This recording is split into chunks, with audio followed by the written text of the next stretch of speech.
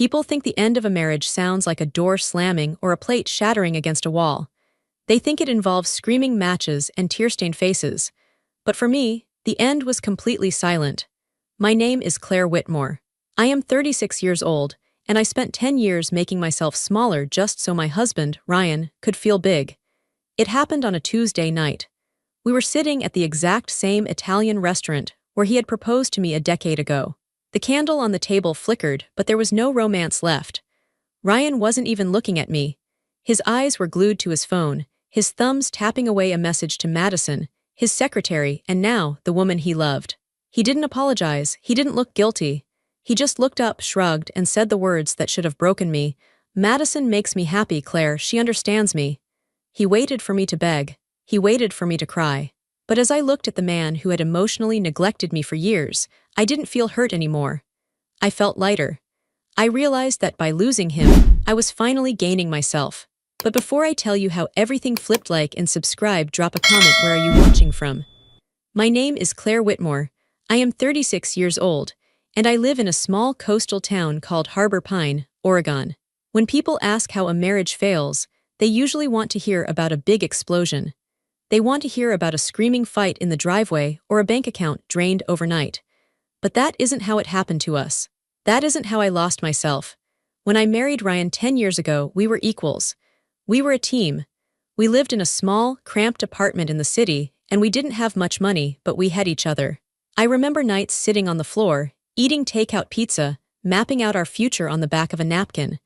We were going to build a life together. We were going to support each other's dreams. I was an interior designer. I had just started getting my own clients. Ryan was working in finance, starting at the bottom. We promised that we would always listen to each other. But then the success started coming. Not for us, for him. Ryan got promoted. Then he got promoted again. The money started coming in and we moved to a penthouse. We bought expensive cars. On the outside, our life looked perfect. But on the inside, I was slowly disappearing. It started with small things. One evening, about 3 years into our marriage, I came home excited. I had just landed a contract to redesign a boutique hotel. It was a huge job for me. I wanted to celebrate. I bought a bottle of wine and made Ryan's favorite dinner, steak and roasted potatoes. When he walked through the door, he was on the phone. He held up a finger to silence me before I could even say hello. He walked past me, still talking, and went into his office. He stayed there for 2 hours. When he finally came out, the food was cold. "I have good news," I said, trying to keep my smile. "I got the hotel contract." Ryan didn't look up from his plate. He just cut his steak and chewed. "That's nice, Claire. But listen, I need you to pick up my dry cleaning tomorrow, and we have a dinner with the partners on Friday. Wear the black dress, the one I like, not the flowery one." My smile faded. "Did you hear me? The hotel contract. It's a big step for my career." He sighed. It was a heavy, impatient sound. He put his fork down and looked at me like I was a child who had interrupted an adult conversation. "Claire, please. I've had a long day closing a multi-million-dollar deal. I don't have the energy to talk about your little decorating hobbies right now. Can we just eat in peace?" Hobbies. He called my career a hobby. That was the first crack. Over the next few years, those cracks turned into a canyon. I became an accessory to his life. I was the woman standing next to him at parties, holding a glass of champagne, smiling when he told jokes. But I wasn't allowed to speak. If I tried to add to the conversation, he would cut me off. He would put a hand on my shoulder, a heavy, controlling grip, and steer the conversation back to himself. He stopped asking me how my day was. He stopped asking what I thought about movies, or news, or where we should go on vacation. He decided everything. He decided we were going to vacation in Aspen, even though I hate the cold. He decided we were going to repaint the living room gray, even though I told him it made the room feel dead. He decided when we ate, when we slept, and who we saw. I remember my 33rd birthday.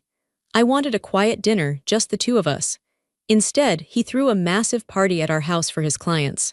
There were 50 people there, and I didn't know half of them. Ryan spent the whole night laughing with his boss, pouring expensive scotch. I stood in the kitchen alone, cutting my own birthday cake. Ryan came in to get more ice. He saw me standing there. "What are you doing in here?" he asked, annoyed. "You're the hostess. You should be out there entertaining." "It's my birthday, Ryan," I said softly. He rolled his eyes. "Don't be dramatic, Claire. This party is good for my image. Stop making everything about you." He grabbed the ice bucket and walked out. I stood there in the silence of the kitchen, surrounded by dirty dishes and empty bottles. I felt tears pricking my eyes, but I didn't let them fall. I realized then that to him, I wasn't a person. I was just part of the furniture. I was something he owned, something that was supposed to make him look good. That night, I went to the guest bedroom and slept alone. He didn't even notice I was gone. The emotional neglect wasn't a sudden slap in the face. It was a slow erosion. It was like water dripping on a stone, day after day, year after year, until the stone was worn down to nothing. I started to doubt myself. Maybe I was boring. Maybe my career didn't matter. Maybe I should just be grateful for the money and the penthouse. I stopped fighting. I stopped sharing my opinions. I stopped trying to be his partner. I became a ghost in my own house. I thought that was the worst of it. I thought feeling invisible was the bottom. I was wrong. The discovery happened on a Sunday morning. It was raining. The sky was a dark, bruised gray, and the rain lashed against the floor-to-ceiling windows of our penthouse. Ryan was in the shower. I could hear the water running. He usually took his laptop everywhere with him. He was secretive about it. He had passwords on everything, and he would angle the screen away from me if I walked into the room. I never snooped. I told myself I trusted him, or maybe I just didn't want to know what he was hiding. But that morning, he had made a mistake. He had left his laptop on the kitchen island, and he had left it open. I was making coffee. I walked past the island to get a spoon. The screen was bright in the dim kitchen. I glanced at it, expecting to see a spreadsheet or a stock report. It was a messaging app, and it was active. A message popped up right as I looked. A little bubble with a heart emoji. "I miss you already. Last night was amazing. He doesn't deserve you." My hand froze in midair. The spoon clattered onto the counter. The sound was loud in the quiet kitchen, but the water was still running in the bathroom. He couldn't hear me. I shouldn't have looked. I should have walked away. But my feet were glued to the floor. I leaned in. The sender's name was Madison. I knew Madison. She was his new executive assistant. She was 24. She had bright blonde hair and a laugh that was too loud. I had met her at the office Christmas party. She had smiled at me, a tight, pitying smile. Now I knew why. I scrolled up. My heart was hammering against my ribs, a painful, heavy rhythm. The messages went back 6 months. They weren't just flirting. They weren't just about sex, although there was plenty of that. They were talking about life. Ryan told her about his stress at work. He told her about his childhood. He told her things he hadn't told me in years. Then I saw my name. "Ryan, she's just so boring, Madison. I come home and she just stares at me. She has no ambition, she's just dead weight. Madison, you poor thing, you need someone who matches your fire, someone alive. Ryan, I know, I'm planning on leaving her. I just need to figure out the finances first. I don't want her taking half my money." I felt the blood drain from my face. My knees felt weak, and I had to grab the edge of the granite counter to keep from falling. He wasn't just cheating on me, he was mocking me. He was discussing his exit strategy with her. He was worried about his money, not my heart. He described me as dead weight. After 10 years. After I supported him when he was a nobody. After I ironed his shirts and cooked his meals and dimmed my own light so he could shine. I felt a wave of nausea. I wanted to scream. I wanted to run into the bathroom and throw the laptop into the shower with him. But then, a strange thing happened. The panic stopped. The hurt stopped. A cold, hard calm settled over me. It started in my chest and spread to my fingertips. I looked at the messages one last time. I memorized the dates. I saw the photos they sent each other, photos taken in our car, photos taken in hotels paid for with our joint account. It wasn't a tragedy anymore. It was a fact. Ryan didn't love me, he didn't even respect me. The marriage I was trying to save didn't exist. I was fighting for a corpse. I heard the water stop in the bathroom. I quickly closed the browser window. I wiped the counter where I had dropped the spoon. I poured my coffee. When Ryan walked into the kitchen, wrapped in a towel, his hair wet and messy, I was standing by the window, looking out at the rain. "Coffee's ready," I said. My voice was steady. It didn't shake. He grunted and went to the laptop. He typed in his password and checked the screen. He looked suspicious for a second, then relaxed. He didn't know I had seen. "Thanks," he said, not looking at me. I took a sip of my coffee. It was hot and it burned my tongue, but I welcomed the pain. It reminded me I was still alive. "I'm going to go to the gym," I said. "Fine," he said. "Don't be long. I need you to drop a package off for me later." "Okay," I said. I walked out of the apartment. I didn't go to the gym. I went to the park and sat on a wet bench for 2 hours. I watched the rain fall on the pond. I wasn't crying. I was planning. I knew exactly what I had to do. The Ryan I loved was gone. This man was a stranger who wanted to steal my dignity and my future. I wasn't going to let him. The next morning, Monday, I waited until Ryan left for work. He kissed me on the cheek, a cold, habitual peck, and told me not to forget to call the plumber. As soon as the elevator doors closed, I moved. I didn't scream. I didn't throw his clothes out the window. I didn't call Madison and curse her out. I didn't want the drama. I wanted out. I called a lawyer I had found online, a woman named Mrs. Gable who specialized in high-asset divorces. I had an appointment at 10 a.m. I walked into her office with a folder. Inside, I had printed screenshots of the bank statements I could access. I told her everything. I told her about the neglect, the emotional abuse, and the infidelity. Mrs. Gable listened. She was a sharp woman with gray hair and kind eyes. "We can fight him for everything, Claire," she said. "We have grounds." I shook my head. "I don't want a war, Mrs. Gable. I want freedom. I want a fair settlement, but mostly I want to be gone before he realizes I'm leaving. If I stay and fight, he will try to destroy me. He enjoys the power. I want to take his power away by not reacting." We drew up the papers. I signed them. Then I went back to the penthouse. I started packing. I didn't take everything. I didn't want the expensive furniture he had picked out. I didn't want the jewelry he had bought me as apologies for missed anniversaries. I only packed what was truly mine. My clothes, my design sketchbooks, the quilt my mother made me before she passed away, my books. I packed them into boxes and labeled them efficiently. I called a moving company. They came within the hour. By 4 p.m., the apartment looked different. It wasn't empty, but my presence was erased. My side of the closet was bare. My toiletries were gone from the bathroom counter. My books were missing from the shelves. It looked like a hotel room where only one person lived. I sat on the white leather sofa and waited. Ryan came home at 6:30 p.m. He walked in, talking on his headset. He hung up his coat. He didn't notice the boxes were gone because he never looked at anything closely. He walked into the living room and saw me sitting there. I was wearing my coat. My suitcase was next to me. He stopped. He frowned. "What's going on?" he asked. "Are you going somewhere? You didn't tell me you had a trip." I stood up. I felt incredibly calm. "I'm leaving, Ryan," I said. He laughed. It was a short, sharp bark of laughter. "Leaving? What, like a vacation? Where are you going?" "No," I said. "I'm leaving you. The divorce papers will be served to you tomorrow at your office." The laughter died in his throat. His face went red. "Is this a joke?" he snapped. "Because it's not funny, Claire. I'm tired." "It's not a joke," I said. "I know about Madison." The room went silent. The air conditioning hummed. I watched his face. I expected him to deny it. I expected him to beg. Instead, he looked angry. He looked offended that I had found out. "So," he spat.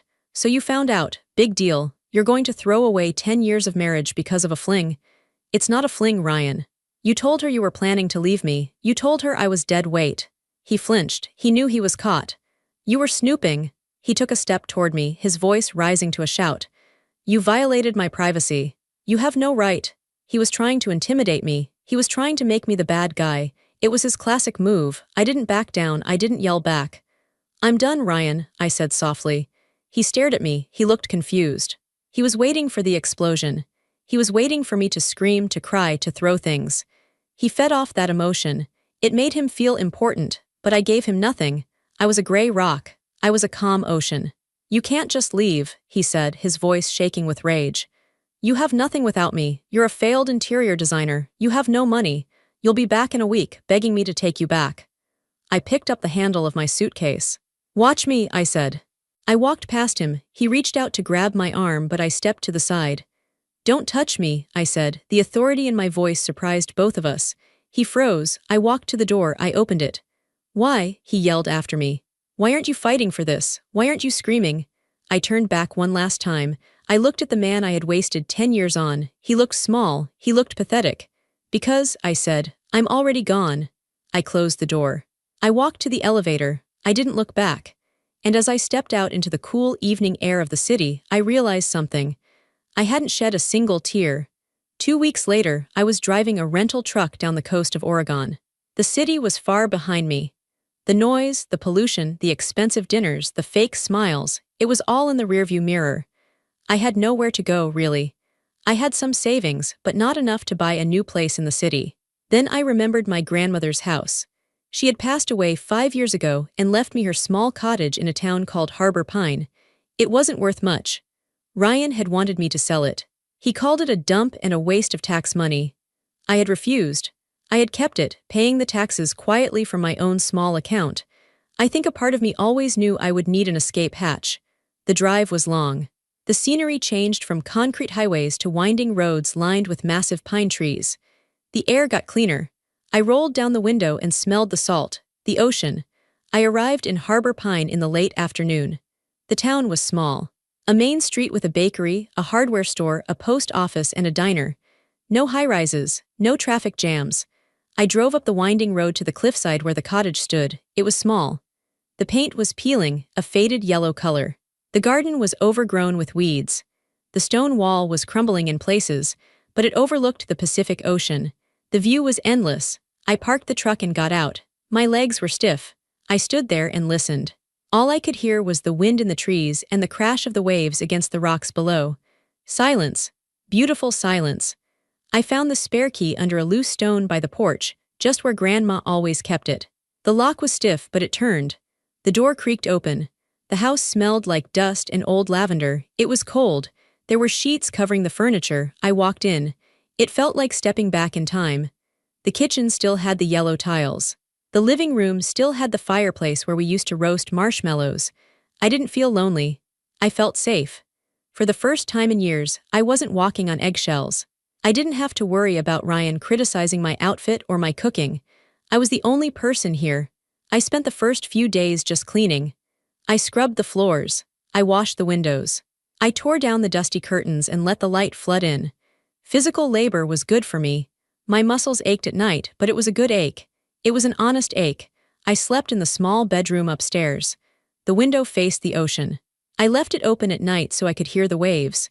My phone was quiet. I had blocked Ryan's number. I had blocked Madison.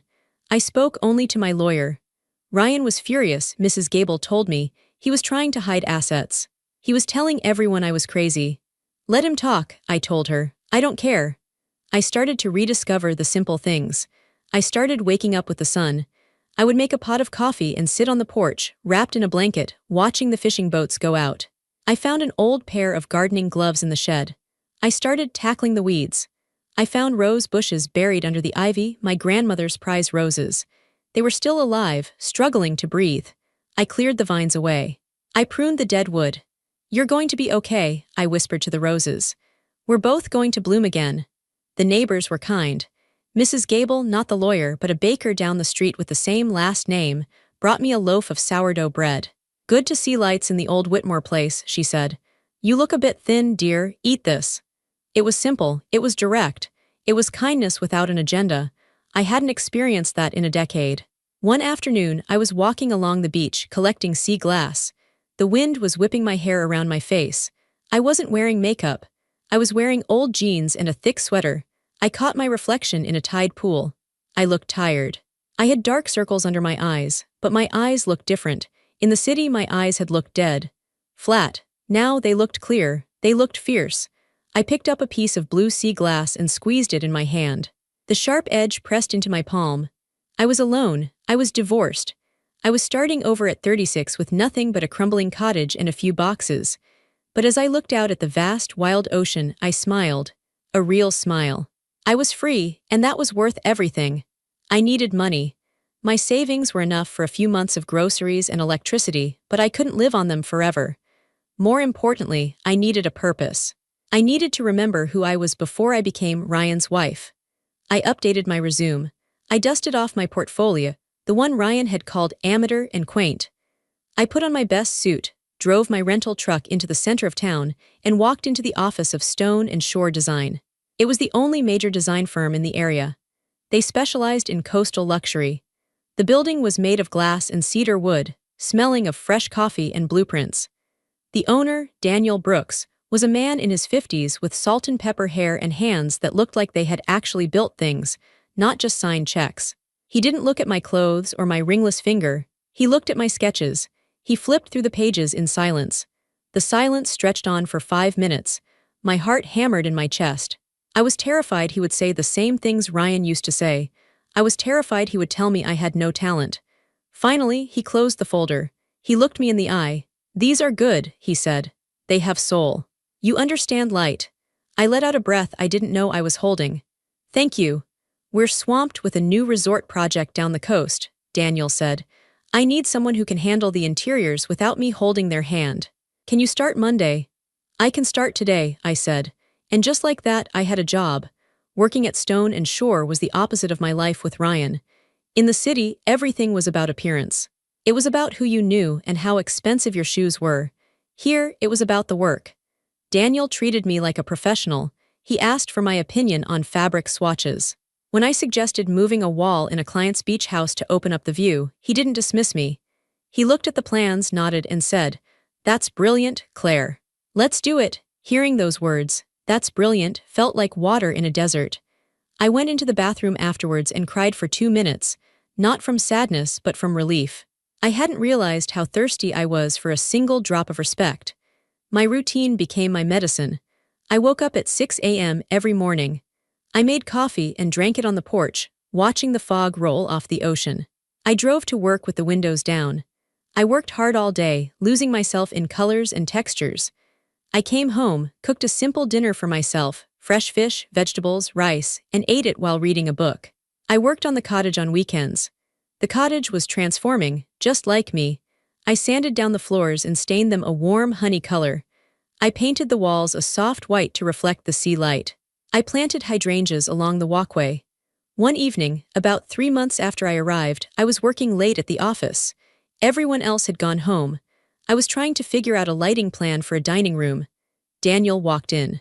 He was carrying 2 cardboard cups. "I saw your light on," he said. "Thought you might need some fuel." He placed a hot chocolate on my desk. "Thank you," I said, surprised. "You're doing great work, Claire," he said, leaning against the doorframe. "The clients love you. You have a way of listening to them that makes them feel heard." I smiled. "I spent a long time learning how to listen," I said. "I know what it feels like when no one listens to you."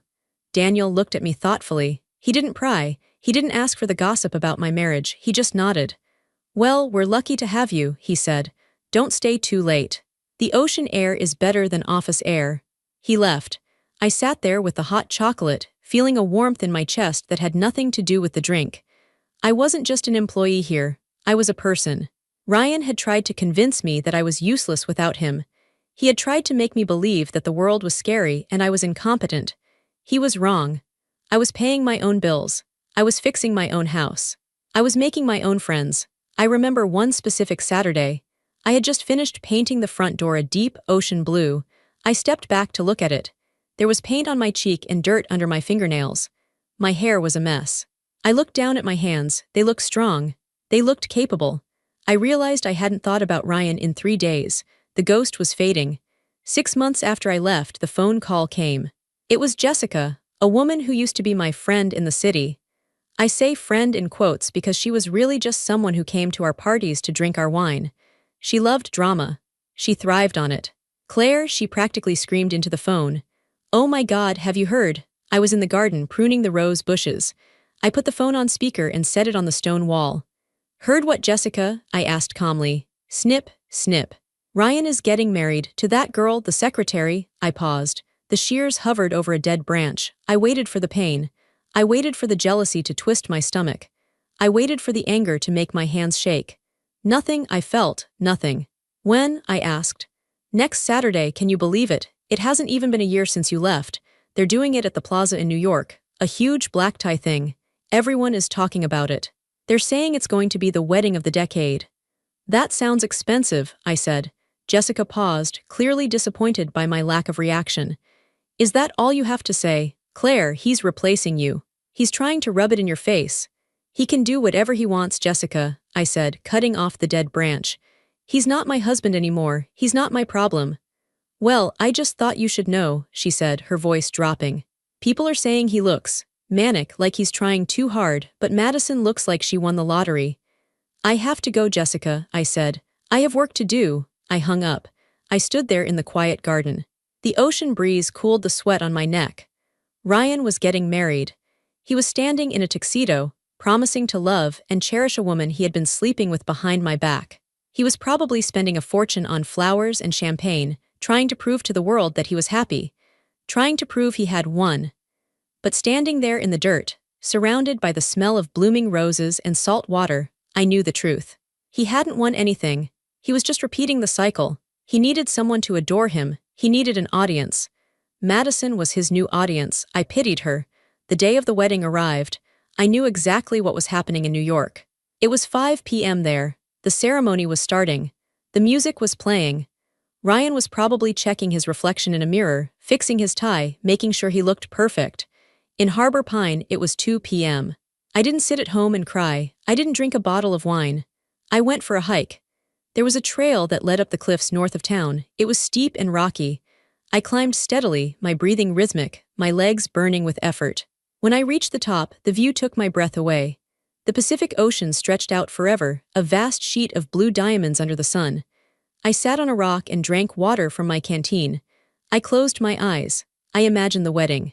I imagined the stuffy ballroom, the fake smiles, the hushed gossip, the pressure to be perfect. Then I opened my eyes and looked at the horizon. I had no one to impress up here. I had no one to serve. I took a deep breath. The air tasted of freedom. I release you, I said out loud. My voice was snatched away by the wind. I release you, Ryan. You can't hurt me anymore. I stayed up there until the sun began to set, painting the sky in shades of purple and gold. It was more beautiful than any wedding decoration money could buy. I walked back down the trail in the twilight. When I got home, I made a cup of herbal tea and sat by the fire. I fell asleep on the sofa with a book on my chest. I didn't dream about him. Indifference is a strange thing. It's not angry. It's not loud. It's just quiet. It's the absence of burden. It was the feeling of putting down a heavy backpack I had been carrying for 10 years. I didn't care if they were happy. I didn't care if they were miserable. I just didn't care. I wasn't at the wedding, of course. But in the age of social media, you don't have to be present to see the disaster. And I heard the full story later from the man who caused it, Frank Miller. Frank was an old friend of my grandmother.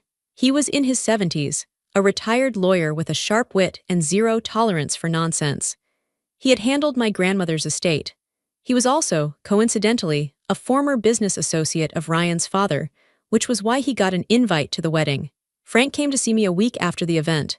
He sat on my porch, drinking lemonade, looking very pleased with himself.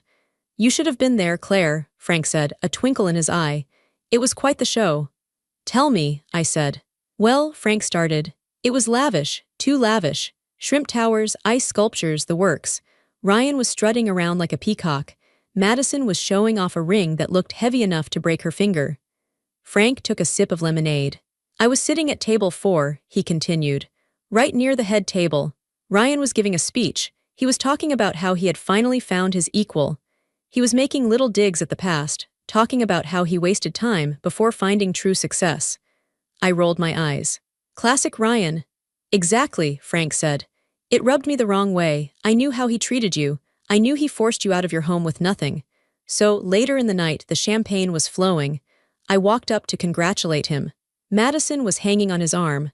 A bunch of his investors were standing around. Frank leaned forward. I said, loudly enough for the whole group to hear, "Congratulations, Ryan. It's good to see you bouncing back. Especially after losing such a fortune." Frank chuckled. Ryan looked confused. He said, "What do you mean? I didn't lose anything. I kept the penthouse. I kept the accounts." "And then?" I asked, leaning in. "And then," Frank said, "I dropped the hammer. I said, 'Oh, I don't mean the penthouse, son. I mean the coastal estate, the one Claire inherited.'" Ryan had laughed. "You mean that dump in Oregon, that shack, it's worthless." Frank shook his head. That's when I told him. I said, "Ryan, didn't you read the zoning reports? That shack sits on 5 acres of prime coastal cliffside. The town just rezoned it for luxury development. Plus, there were the stocks your grandmother-in-law left. Since you were so eager to get Claire to sign the divorce papers quickly, you didn't check the updated trust valuation. Claire is worth about 10 times what you are right now." I gasped. "You told him that?" "I did," Frank grinned. "And the best part is it's true. I finished the valuation last week. The land value skyrocketed while you were renovating." "What did he do?" I asked. "He turned pale," Frank said. "Like a sheet." He looked at Madison. Madison looked at him. You could see the gears turning in her head. She thought she married the rich guy. Suddenly, she realized the ex-wife she laughed at was the one with the real power. Frank laughed. The investors heard it too. One of them asked Ryan, "Is that true? You let a portfolio like that walk out the door?" Ryan started stuttering. He looked weak. He looked incompetent. I sat back in my chair, stunned. I knew the house had value, but I didn't know about the rezoning. I didn't care about the money, not really. But the irony was delicious. Ryan had always valued people by their net worth. He had discarded me because he thought I was low value. The whisper spread through the room like wildfire, Frank said. People were whispering, "He let her go. She's the wealthy one. He made a mistake." The narrative changed in an instant. He wasn't the successful tycoon upgrading his life. He was the fool who threw away a diamond to pick up a rhinestone. Frank patted my hand. It was poetic justice, my dear, the look on his face. He realized that by trying to crush you, he had actually set you free to prosper. And he was left with the bill for a wedding he couldn't really afford, with a wife who only loves money, realizing he let the real money walk away. I looked out at the ocean. "I didn't even know," I whispered. "That's why it worked," Frank said. "You won because you didn't play his game, you just lived your life." The fallout wasn't slow. It was an avalanche. After Frank's revelation, the wedding reception had descended into awkward chaos. But the real damage happened an hour later. Someone, a guest, probably a teenager, had been recording on their phone when Ryan lost his temper. The video went viral on Monday morning. I saw it on my laptop at work. The title was "CEO Meltdown at Wedding." In the video, Ryan was red-faced, screaming at a waiter because the wine was the wrong vintage. But it wasn't about the wine. It was clearly about the pressure exploding inside him. He threw a glass. It shattered against the wall. He screamed, "Do you know who I am? I am the one in charge. Everyone listens to me." Madison was in the background, trying to calm him down, looking embarrassed. He shoved her hand away. "Get off me," he yelled at his new bride. "You're just as useless as the rest of them." The room went dead silent. The camera zoomed in on Madison's face. She looked horrified. She looked trapped. I paused the video. It had 2 million views. The comments were brutal. "What a psycho. I feel bad for the new wife. This guy manages money. I wouldn't trust him with a piggy bank." The internet is a cruel judge. Ryan's carefully crafted image of the cool, collected businessman was destroyed in 30 seconds. But the internet wasn't the only thing reacting. The market reacted. Ryan's firm relied on trust. Investors trusted him to be stable. A man who screams at waiters and shoves his bride on his wedding day does not look stable. By Wednesday, 3 major clients had pulled their accounts from his firm. By Friday, the board of directors asked him to step down for personal reasons. He was fired. Then came the calls. My phone started ringing on Saturday morning. It was a number I had blocked, but he was calling from a new one. I knew it was him. I let it go to voicemail, then another call and another. Finally, I picked up. I didn't say anything, I just listened. "Claire," his voice sounded ragged. He sounded drunk. "Claire, don't hang up." "Please, what do you want, Ryan?" I asked. "It's all gone," he said. "They fired me. Can you believe it, after everything I did for them?" "I'm sorry to hear that," I said. I wasn't being sarcastic. I was genuinely sorry for him, in a distant way. It's sad to watch a building collapse, even if you hated the architecture. "Madison left," he said. A sob broke through his voice. "She packed a bag yesterday. She said she didn't sign up for this. She said I humiliated her." "I'm sure that hurts," I said. "I made a mistake, Claire," he said. He was crying now. "I made a huge mistake. You were the only one who was real. You were the only one who actually loved me, weren't you? Not for the money, just for me." "Yes," I said. "I did love you, but that was a long time ago." "We can fix this," he said, his voice rising with desperation. "I can come to Oregon. We can start over. I know you have money now. We can build something huge. With your design eye and my business brain. Claire, please, I need you." There it was, I need you. Not I love you, not I'm sorry. He needed a life raft. He was drowning, and he wanted to drag me back into the water to keep himself afloat. He wanted my stability. He wanted my new wealth. I looked around my living room. The sun was shining on the honey-colored floors. The fire was crackling. My life was peaceful, it was clean. "Ryan," I said gentle, "you don't need me, you need to learn how to be alone." "Don't do this," he screamed. The anger was back. "You owe me, I made you." "Goodbye, Ryan," I said. I hung up, then I blocked the number. I sat there for a moment, listening to the silence. He was right about one thing. His world had unraveled. Without a woman to prop him up, without an audience to clap for him, He was just a sad, angry man in an empty penthouse. I felt a deep sense of closure. The monster wasn't under my bed anymore. The monster was just a man on a phone, miles away, and he had no power over me. It has been a year since the wedding. Life in Harbor Pine has settled into a beautiful rhythm. I am now a partner at Stone and Shore Design. My name is on the door, Brooks and Whitmore. Daniel and I work together every day. It's strictly professional, but it's the healthiest relationship with a man I've ever had. We respect each other. I used some of the inheritance money to start a scholarship fund for young women in design. I didn't want to hoard it. I wanted it to grow. My garden is fully in bloom now. The roses that were once buried under weeds are vibrant and red. They climbed the stone wall, strong and thorny and beautiful. I bought a dog.